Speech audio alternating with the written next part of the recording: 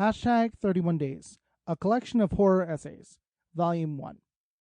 Written and narrated by Robert J Gannon. Copyright 2020. For more information, visit sketchingdetails.com. What is Hashtag 31 Days? The Hashtag 31 Days challenge dates back to my early days of media criticism. I wasn't published in nonfiction yet when I stumbled across a Halloween challenge at the old IMDb message boards. It was an elaborate competition hosted on their horror boards. There were rules like bonus points for writing reviews, completing an entire series, or watching more obscure subgenres.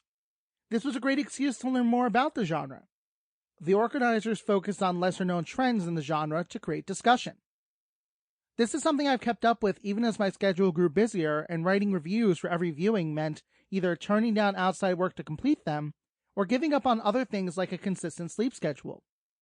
When I didn't have the energy to write 31 reviews, I watched a new film every day. It's tradition at this point.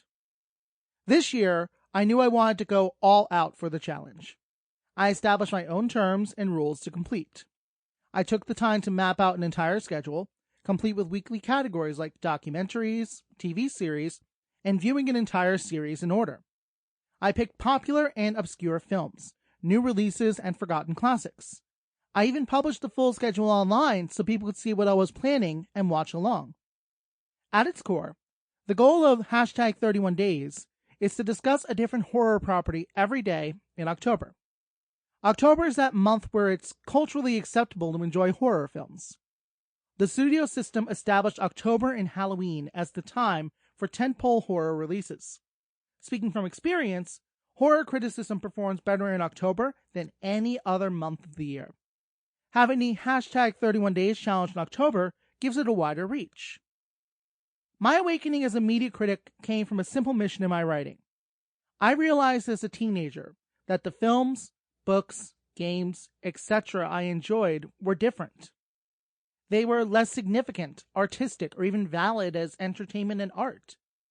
These genres were horror, science fiction, and fantasy. If I turned in a genre story for a creative writing assignment in school, my grade was lower than my peers who wrote a more quote-unquote literary story. My teachers were promised to get literary stories published. They typically failed. Meanwhile, I had horror, sci-fi, and fantasy stories published at professional rates with relative ease. I realized the biases extended far beyond the high school classroom. I never turned down an opportunity to study media criticism and theory. The best genre films would be recontextualized as a drama, thriller. Sample complete. Ready to continue?